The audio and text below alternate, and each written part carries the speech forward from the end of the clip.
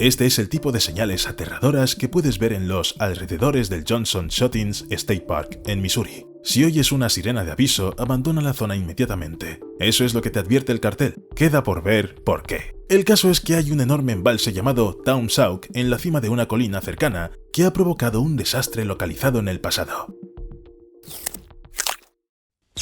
Taum Sauk.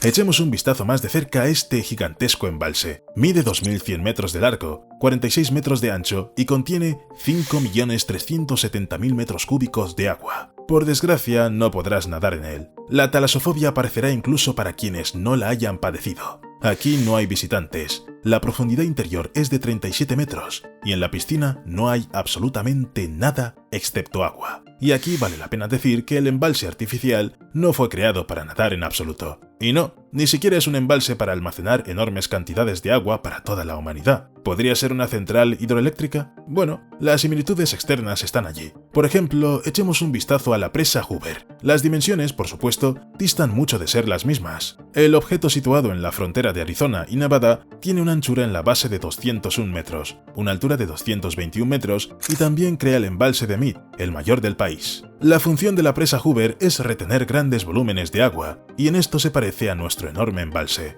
No creemos más intriga. Lo que tenemos ante nosotros es una central hidroeléctrica reversible. El principio de funcionamiento. Sin embargo, decirte lo que es no facilita las cosas. Es probable que no sepas qué son estas centrales hidroeléctricas reversibles. En Estados Unidos solo había 43 centrales hidroeléctricas reversibles en 2023, y en 2010 había 460 instalaciones de este tipo en todo el mundo. En general, su proliferación está en un nivel muy bajo, así que entendamos primero qué son. El principio de funcionamiento de las centrales hidroeléctricas reversibles es similar al de las centrales hidroeléctricas. Generan electricidad mediante el movimiento de masas de agua. Sin embargo, a diferencia de las centrales hidroeléctricas convencionales, las centrales hidroeléctricas reversibles constan de dos cuencas situadas por separado, una de las cuales debe ser necesariamente más alta que la otra. Entre ellos se encuentran turbinas hidráulicas y bombas. En nuestro héroe de hoy, la central hidroeléctrica reversible de Taum Sauk, el embalse superior se encuentra en la montaña. Es ese enorme embalse. Pero el embalse inferior es una central hidroeléctrica de 450 megavatios situada 230 metros más abajo, en el río Black, y conectada al embalse por un túnel de 2.100 metros de longitud excavado en la montaña. La principal característica de las centrales hidroeléctricas reversibles, que las diferencia significativamente de muchos otros métodos de extracción de energía, incluidas las centrales hidroeléctricas convencionales, es que dichas centrales pueden adaptarse fácilmente a los cambios en el consumo de electricidad. Tomemos como ejemplo una ciudad normal. Necesita mucha electricidad por la mañana y por la tarde. La gente trabaja con ordenadores, utiliza lavadoras, microondas, cocinas eléctricas y otros aparatos eléctricos. A su vez, una persona suele dormir por la noche y trabajar durante el día, por lo que el consumo total se reduce considerablemente. ¿Por qué no ahorrar dinero con esto?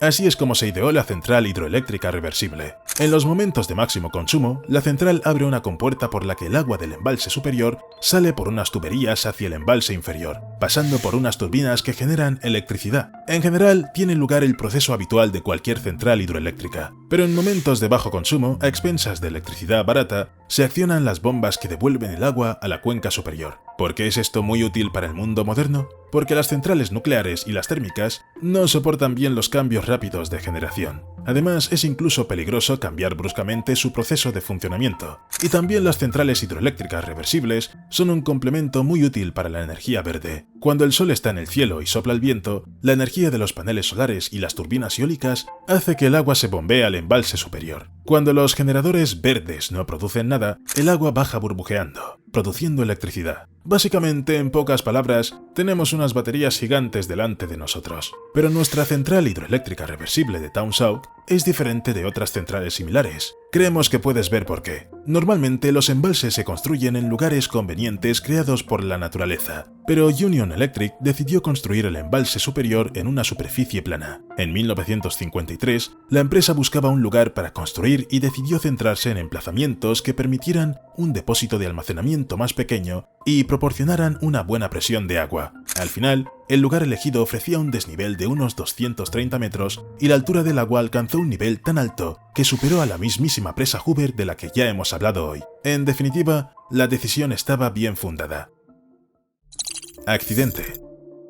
En el momento de su puesta en marcha, en 1963, la central hidroeléctrica de Taung Sauk era revolucionaria, al menos para Estados Unidos. Era la más potente de Estados Unidos en términos de altura, y además la central fue descrita como la primera de las centrales hidroeléctricas de almacenamiento de gran capacidad. ¿Crees que a mediados del siglo pasado no sabían lo que era el control remoto? Sí que lo sabían. La Taung Sauk podría ser controlada por operadores humanos desde 144 a 193 kilómetros de distancia, pero los creadores no se detuvieron ahí, equipando la estación con un control totalmente automático. Para que te hagas una idea de lo innovadora que fue la central hidroeléctrica reversible de Taung Sauk para su época, un sistema con un embalse en la montaña está a la altura de inventos como la televisión por satélite, el ordenador Macintosh, la cámara digital y muchísimas cosas más. Evidentemente, la importancia final de todo lo anterior es mucho mayor, pero demuestra lo asombrosa que fue la solución en el siglo pasado. En 2005, apenas unos meses después de que la estación fuera llamada innovadora, ocurrió algo que probablemente ya habrás visto en algún vídeo: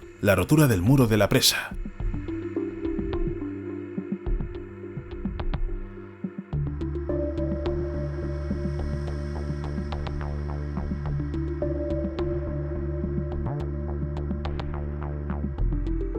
Un suceso espectacular pero muy aterrador que pudo tener consecuencias catastróficas para toda la zona circundante, las infraestructuras que había en ella y la población. Este es el aspecto aproximado. En un momento dado se produjo un derrumbe del parapeto, lo que provocó que toda esa enorme cantidad de agua saliera por completo. ¿En cuánto tiempo? En solo 12 minutos. Creemos que te das cuenta de lo devastadora que fue la corriente. Y si no, echa un vistazo a estas imágenes.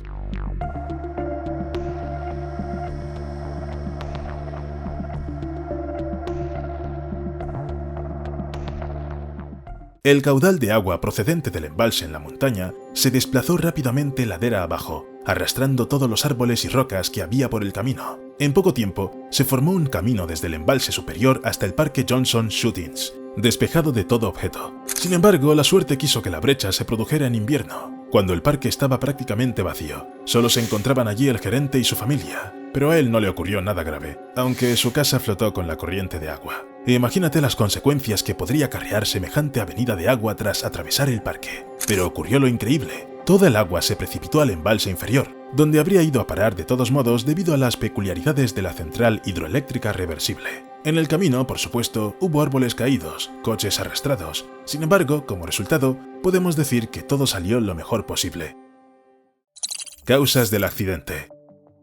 Naturalmente, lo ocurrido comenzó a investigarse. Esta tarea fue asignada a la Comisión Federal Reguladora de Energía. Cabe señalar que, casi siempre en estas situaciones, la causa es una serie de pequeñas omisiones humanas o efectos de la naturaleza. En el caso de la estación de Taung Sauk, los culpables fueron los humanos. En primer lugar, tomemos nota de estas imágenes. Sí, las paredes de la piscina no eran completamente de hormigón como en los vídeos que mostramos. Eran un terraplén de piedra con un acabado de hormigón en el interior. Así que, como pudimos comprobar, se añadió mucha más tierra de la necesaria al terraplén, lo que provocó más asentamientos con el paso del tiempo. Además, la tierra suelta de la base no estaba reforzada como debería. Todo ello provocó el hundimiento de la sección de la presa. Más concretamente, algunas partes del parapeto resultante del derrumbe eran hasta 600 milímetros más bajas. Ahora recordemos que la estación se controlaba a distancia o en general automáticamente. Es decir, alguien desde lejos pulsaba los botones para liberar y elevar el agua. Y el control para evitar que el agua desbordara el borde se basaba en sensores de nivel que se montaban en las paredes de la piscina. Otro error. Al instalar los sensores, los obreros no tuvieron en cuenta que parte del muro estaba más bajo que el resto debido a los asentamientos, por lo que el equipo simplemente no registró el nivel real de agua en el depósito. El agua se fue desbordando poco a poco, lo que aún así obligó a realizar una inspección. Pero no se arregló nada. Los trabajadores decidieron simplemente añadir un cierto número de milímetros de agua a los datos. Al mismo tiempo, ni siquiera se notificó el problema a los organismos reguladores, por lo que no hubo inspecciones ni controles adicionales. Como consecuencia, el agua rebosaba y se desbordaba constantemente por el lado asentado, lo que provocó socavaciones y un nuevo derrumbe en 2005. Bueno, si crees que ahí acaban las razones por las que el embalse pasó de ser una solución innovadora a un desastre, tenemos que añadir: el embalse superior simplemente no tenía aliviadero, con el resultado de que no se podía simplemente tomar el agua necesaria y vaciarla de forma segura, como ocurre, por ejemplo, en la mayoría de las presas. Taung Sauk hoy. Tras todos los trámites y una multa de 15 millones de dólares de la Comisión Federal de Energía, la mayor multa jamás impuesta, el parque destruido fue restaurado. Ahora los únicos recuerdos del terrible accidente son los propios carteles que indican que hay que huir lejos en caso de alarma, y la carretera que hizo el flujo de agua. ¿Qué pasa con el embalse superior de Taung Sao? Las imágenes que hemos mostrado hoy son la vista más actual que tiene actualmente el embalse. Sí, ha sido reconstruido. Se decidió no cometer los errores del pasado y hacer la estructura de hormigón compactado, es decir, una mezcla de hormigón seco que se procesa in situ con un equipo especial y se compacta con rodillos. Ahora la presa de la montaña es más fiable y se ha ganado el título de la mayor presa de hormigón compactado. Sin embargo, todavía hay allí un terraplén de escollera que se ha triturado y reciclado en áridos para hormigón. Lo mejor de todo es que por fin se ha añadido un aliviadero a la estructura, lo que evitará muchas molestias. El 27 de febrero, el depósito reconstruido se llenó de agua por primera vez desde el accidente. Todos los implicados en el proyecto estaban pendientes de la reacción de la estructura, porque el nivel del agua subía y bajaba repetidamente, pero al final fue un éxito, con la aprobación final de la Comisión Federal. El 21 de abril de 2010, la central hidroeléctrica reversible de Taung Sao generó electricidad por primera vez desde los sucesos de 2005. El indicador final del éxito de la reconstrucción y posterior puesta en marcha fue la nueva designación de la central hidroeléctrica reversible de Taung Sao como innovadora el 27 de septiembre de 2010. K2 Hydro.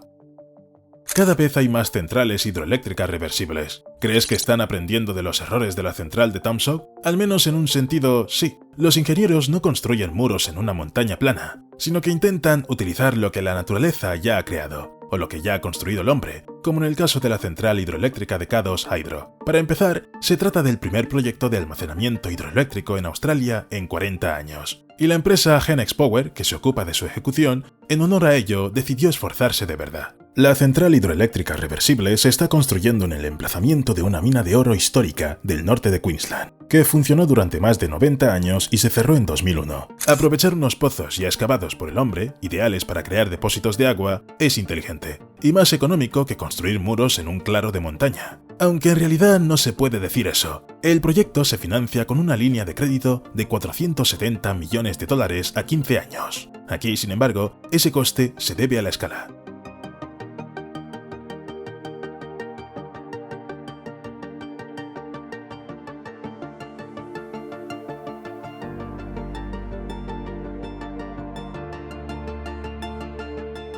Para el embalse superior se está utilizando un pozo llamado Wises. Las paredes de este pozo tendrán que ensancharse y reforzarse utilizando los vertederos de roca estéril existentes en el emplazamiento. Además, se colocará un revestimiento de polietileno de alta densidad como sello eficaz. Para el yacimiento inferior, Genex Power ha identificado un pozo denominado Eldridge, de 320 metros de profundidad. Se dice que contendrá la mayor parte de los 27 gigalitros de agua que se prevé ubicar en el sistema. A ello hay que añadir la creación de 2 túneles verticales de presión revestidos de hormigón de 340 metros de longitud y 251 metros de desnivel. Y por supuesto, el edificio subterráneo de la central, donde se ubicarán las turbinas y las bombas, está previsto que se sitúe dentro de una cueva de 90 metros de largo, 17,5 metros de ancho y 45 metros de alto. Se dice que el proyecto K2 Hydro almacenará y distribuirá 2000 megavatios hora de electricidad por cada ciclo de generación. Esto bastará para abastecer a 143.000 hogares durante al menos 6 horas.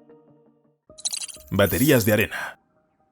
¿Te parece extraño almacenar energía con una central hidroeléctrica reversible? Pues entonces aún no has visto las baterías de arena. Polar Night Energy propone llenar de arena corriente y limpia unos depósitos de 4 metros de diámetro y 7 metros de altura. La principal tarea de este sistema es resolver el problema de que es muy fácil convertir la electricidad en calor, pero es mucho más difícil volver a convertir la energía térmica. Para ello, los ingenieros de la empresa proponen calentar la arena a 500 o 600 grados y dejarla caliente dentro de un depósito con alto aislamiento térmico. ¿Y cómo se convertirá de nuevo la arena en electricidad? Bueno, si se sabe cómo funcionan las centrales geotérmicas, será bastante fácil de entender. Por el depósito pasarán tuberías con agua corriente, que se calentará con la arena caliente. A continuación, podrá introducirse en el sistema de calefacción para calentar diversos edificios. Se afirma que la principal ventaja de la arena sobre los análogos líquidos es que la sustancia dentro de los depósitos es estática, es decir, no se mezcla. Esto permite dar a distintas capas de arena temperaturas diferentes y hacer pasar por ellas tuberías de distintos fines, ya que no siempre es necesario obtener agua hirviendo a la salida.